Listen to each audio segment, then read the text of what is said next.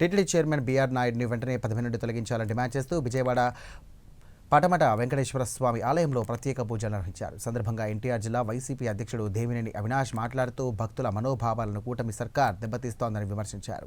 BR Naidu ఉదాంతంపై Chandrababu ఎందుకు స్పందించడం లేదంటూ కూడా వారు ప్రశ్నించారు.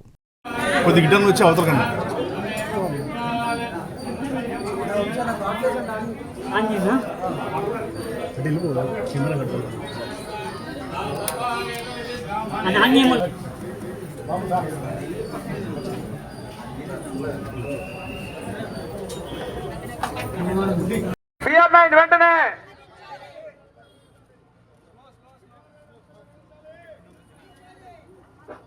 డౌన్ డౌన్ కాపాడాలి తిరుపతి దేవస్థాన పవిత్రతను, కాపాడండి కాపాడండి తిరుమల తిరుపతి దేవస్థాన పవిత్రతను. డౌన్ డౌన్ కూటమి ప్రభుత్వం, డౌన్ డౌన్ కూటమి ప్రభుత్వం, కాపాడాలి కాపాడాలి తిరుమల తిరుపతి పవిత్రతను, కాపాడాలి కాపాడాలి టీటీడీ పవిత్రతను.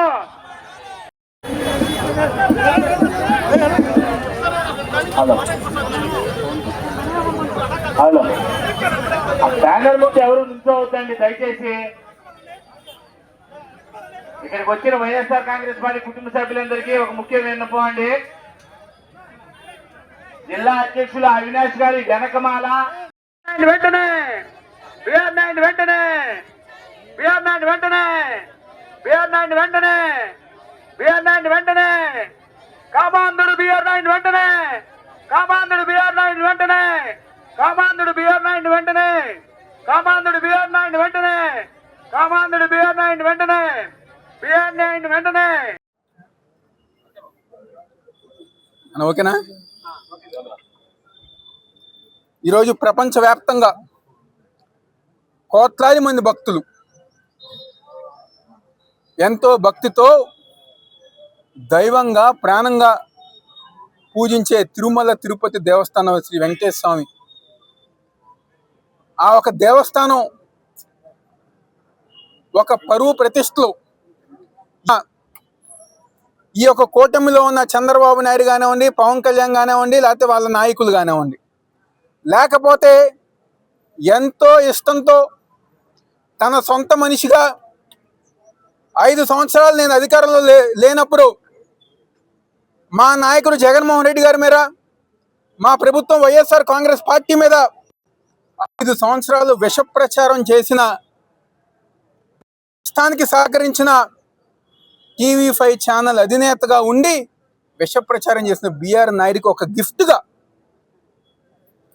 గిఫ్ట్గా చైర్మన్ పదవిని ఇచ్చి ఈరోజు తిరుమల తిరుపతి దేవస్థానం మనందరం గారు చూస్తాను ఎంతో బాధాకరంగా. ప్రపంచ చైర్మన్ ఇంకొక మహిళతో ఉంటారంట అని చెప్పని మాట్లాడుకుంటున్నారు. లేకపోతే లడ్డూ తినేటప్పుడు దీంట్లో ఏం కలిసిందా అని చెప్పని ఏదైతే మీరు చేసిన అబద్ధ ప్రచారం ఉందో దాని గురించి మాట్లాడుకుంటున్నారు.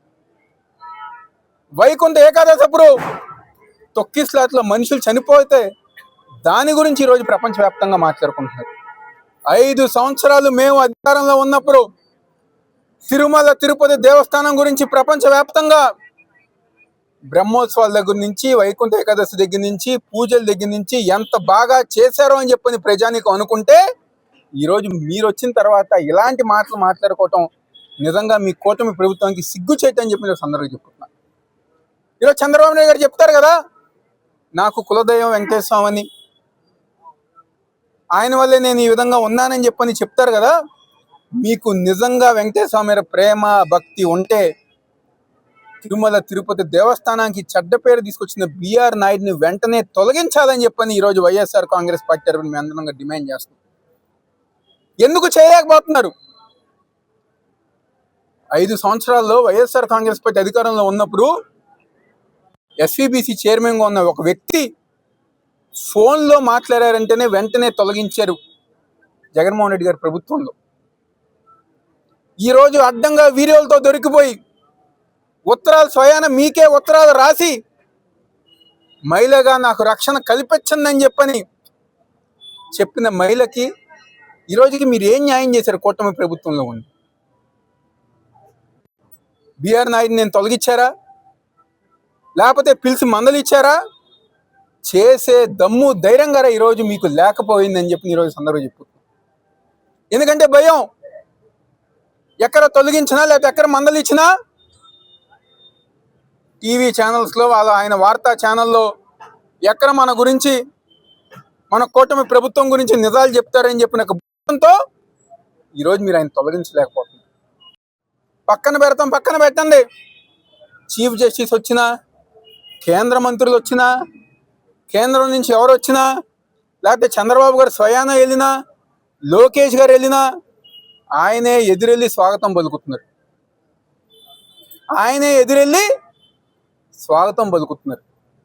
అంటే భక్తులకు మీరు ఏం సమాధానం చెప్పాలనుకుంటున్నారు? మీరు చెప్పే హిందుత్వం గురించి కానివ్వండి, లేకపోతే మీరు ఇస్తానని చెప్పిన గౌరవం కానివ్వండి, ఇదేనా అని చెప్పి మేము అందరం అడుగుతున్నాం. 5 సంవత్సరాలు మేము పరిపాలించినప్పుడు మేము గొప్పగా చెప్పుకుంటాం, గర్వంగా చెప్పుకుంటాం.